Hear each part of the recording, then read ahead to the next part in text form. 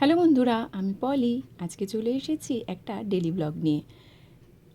বৃহস্পতিবার দিন স্কুল ছুটি ছিল, কারণ ছট পুজো ছিল, তাই জন্য বাড়িতেই ছিলাম। তাই তাড়াতাড়ি স্নানটাও হয়ে গেছিলো। ছেলের কিন্তু ছুটি ছিল না, ও কিন্তু স্কুলেই গিয়েছিল।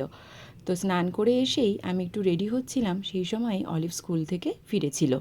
তখন ঘড়িতে বাজে 11:30 মতন। ও তখন এসছে, তখন বাজে 11:45, সরি 11:45। তো আমি তখন এখানে স্নান করে এসে রেডি হচ্ছিলাম। আরেকজন স্কুল থেকে এসে খুবই টায়ার্ড, সকালে উঠতে তার একদমই ইচ্ছে করে না।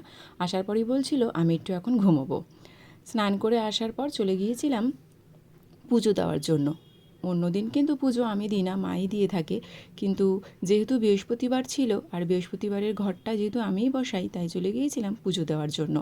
এখানে বসে পুজো দিচ্ছিলাম। আর এখানে দেখো প্রদীপে যেটা দিলাম, এটা অনেকেই জিজ্ঞাসা করো, এটা হচ্ছে ঘি।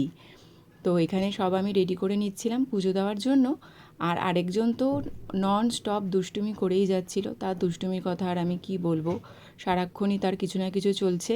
তাকে স্নান করার জন্য ডেকেই যাচ্ছি, তারপরে সে স্নানে এসছে। আর স্নান করতে গিয়ে তার অবস্থা দেখো, প্রতিদিনই তাকে এরকমভাবে গামলায় বসে স্নান করতে হবে, নাহলে নাকি তার স্নান হয় না।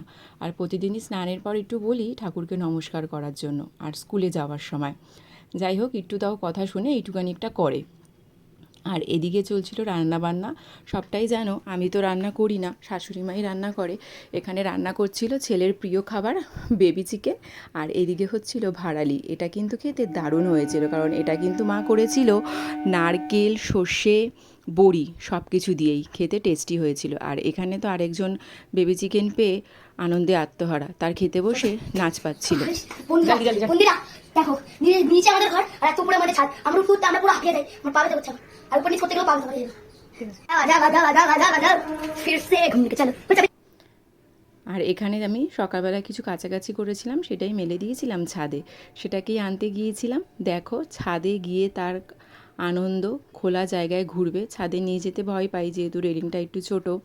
আর এই দিকে দেখো, ছাদে যাওয়ার আগে ঘরের মধ্যে এইসব করে গেছে। যাই হোক, সবটা করে ঘুম পাড়িয়ে বিকেলে একটু বেরিয়েছিলাম ডাক্তারের কাছে যাওয়ার জন্য। তো ফেরার পথেই ওর জন্য নিয়েছিলাম এটা। এটা এনে বাড়িতে খুব মজা করে খেয়েছিল। আজকের মতন এইটুকুই। ভালো লাগলে অবশ্যই